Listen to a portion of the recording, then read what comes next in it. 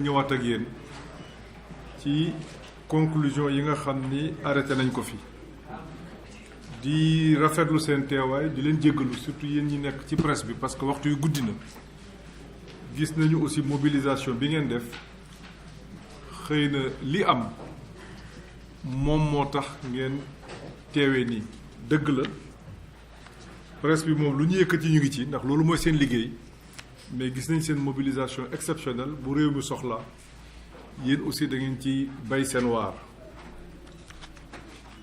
mais rafetlu ñi fi teew ñëpp muy membre gouvernement bi rawatina ministre des transports organisation bi les forces de défense et de sécurité bariwul ñuy nekk ak ñoom à ce niveau de responsabilité ci jataay yu mel nii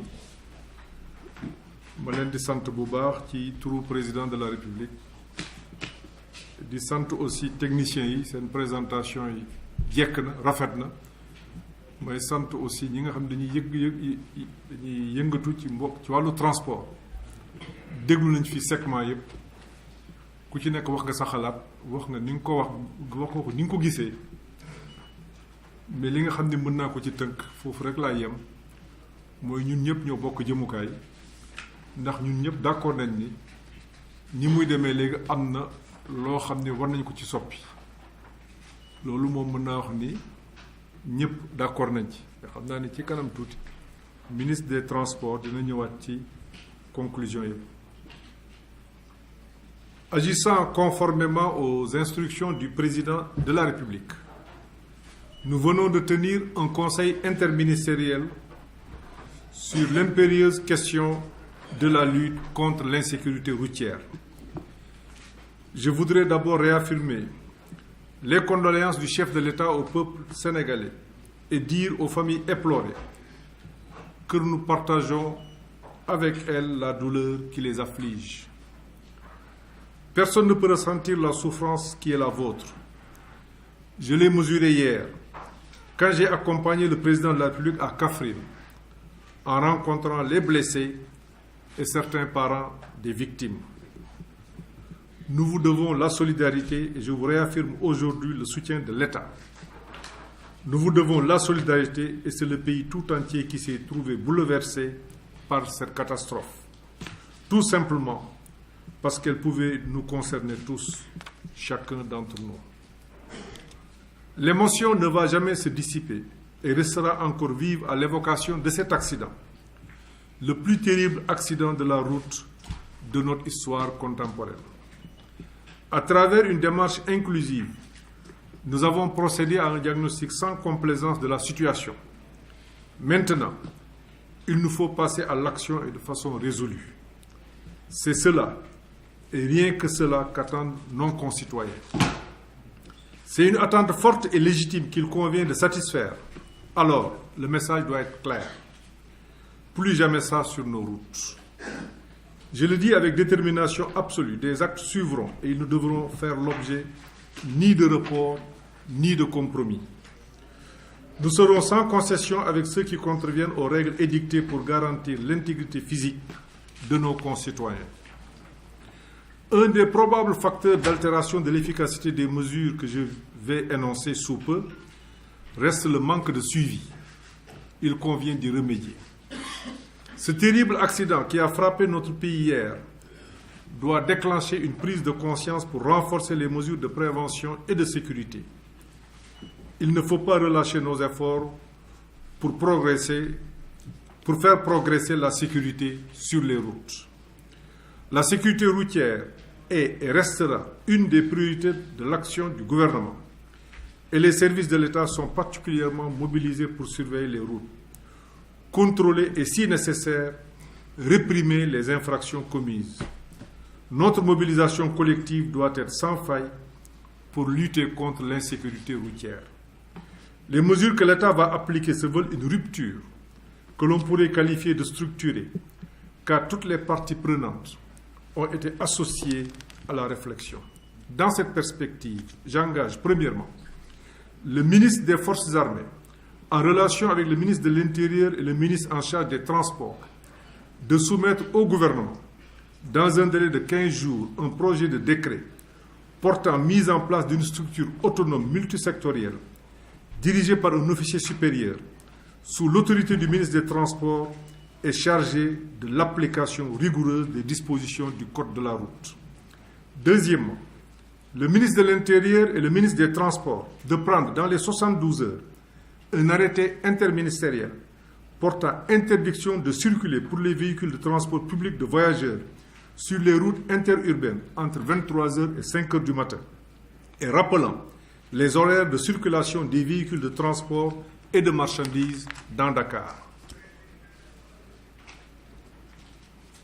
De transport de personnes à 15. Il y a un petit problème dans les 6. C'est la page 5. Sixièmement. Cinquièmement. Quatrièmement, le ministre en charge des Finances, le ministre en charge de l'Économie, le ministre en charge des Transports et le ministre en charge du Commerce de soumettre au gouvernement dans les 15 jours un plan d'accélération de la mise en œuvre du programme de modernisation et de renouvellement du parc. Ce programme sera une priorité du gouvernement dans le PAP 3 du PSE et dont le financement sera totalement mobilisé. D'ores et déjà, une partie de la subvention initialement destinée au secteur du transport sera affectée au renouvellement des véhicules. Le ministre en charge des Finances, le ministre en charge des Transports et le ministre en charge du Commerce de soumettre dans les 15 jours un projet de texte interdisant l'importation des pneus usagés ou pneus d'occasion.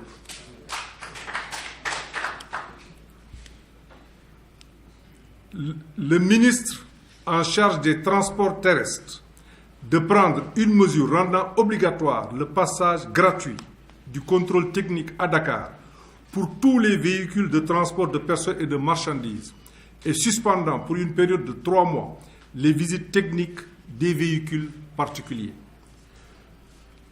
Septièmement, le ministre en charge des Finances et le ministre en charge des transports terrestres devront ouvrir dans les meilleurs délais des centres de contrôle technique dans les régions. Huitièmement, le ministre en charge des transports terrestres de prendre les dispositions nécessaires pour rendre obligatoire le plombage des compteurs de vitesse des véhicules de transport de personnes et de marchandises. Les vitesses ne pourront pas dépasser 90 km à l'heure. Neuvièmement, le ministre en charge des transports terrestres de prendre un arrêté dans les 72 heures interdisant toute transformation de véhicules destinés au transport de marchandises en véhicules de passagers. Dixièmement, le ministre en charge des transports terrestres de prendre dans les 72 heures un arrêté portant interdiction de toute transformation de véhicules visant à augmenter les places assises pour les passagers ou à créer des porte-bagages supplémentaires. Onzièmement, le ministre en charge des transports terrestres de prendre dans les 72 heures un arrêté interdisant la pose et l'usage de porte-bagages et prescrivant le démantèlement de ceux qui sont déjà fixés sur les véhicules de transport de personnes. Douzièmement, le ministre en charge des transports terrestres, en relation avec le ministère en charge du commerce, de prendre un acte dans les 72 heures portant révision des conditions d'octroi de l'agrément de transport, de même que des spécifications techniques de véhicules destinés au transport des personnes et des marchandises. Treizièmement, le ministre en charge des transports terrestres de soumettre au gouvernement, dans les 72 heures, un acte portant révision de l'âge minimum pour obtenir le permis de conduire des véhicules de transport urbain et interurbain pour les personnes qui doivent être âgées de 25 ans au moins. Donc, pour aller vers 27 ans, 28 ans, mais ça fera l'objet de discussions entre les transporteurs, les chauffeurs et le ministère. Le ministre en charge des transports, 14e, le ministre de la Santé, de proposer, dans les meilleurs délais, des modalités d'une plus grande implication des services de la santé dans l'appréciation des aptitudes physiques à conduire pour la délivrance et le renouvellement des permis de conduire. 15e, le ministre des Forces armées, le ministre de l'Intérieur et le ministre des Finances de soumettre dans les plus brefs délais au gouvernement un projet de dématérialisation du paiement des amendes et des pénalités liées aux infractions routières. 16e, le ministre en charge des transports terrestres de soumettre au gouvernement un acte réglementaire rendant obligatoire le port du casque pour tout conducteur et passager des véhicules à deux roues. 17e, le ministre en charge des transports terrestres et le ministre en charge du travail de renforcer le contrôle du respect des dispositions du Code du travail, contrat en bonne et due forme et paiement des cotisations sociales par les transporteurs. 18e, le ministre des Finances et du Budget, le ministre en charge des transports, de prendre les mesures nécessaires pour renforcer les capacités de l'Agence de la sécurité routière en vue d'accélérer son déploiement, notamment la création d'une école de formation et de perfectionnement au métier de conducteur des véhicules de transport public. 19e, le ministère des Finances et le ministre du Budget, ministère des Finances et du Budget, le ministère en charge de l'économie, le ministre en charge des transports, de soumettre au gouvernement, dans un délai de 15 jours, un plan de renforcement des sociétés nationales de transport public pour augmenter notamment leurs capacités. 20e, le ministre des Finances, le ministre en charge des transports, le ministre en charge de l'urbanisme, de mettre en place une fourrière dans le ressort de chaque département et d'aménager des aires de repos à l'entrée des grandes agglomérations. 21e, le ministre de l'Intérieur, le ministre des Finances, le ministre des Transports, le ministre de la Santé, de renforcer le dispositif de secours et d'assistance médicale pour la prise en charge des victimes d'accidents de la route. 22e, le ministre des Forces armées, le ministre de l'Intérieur, le ministre des Finances, le ministre des Transports, de mener des concertations idoines avec les acteurs pour proposer un plan d'assainissement du secteur.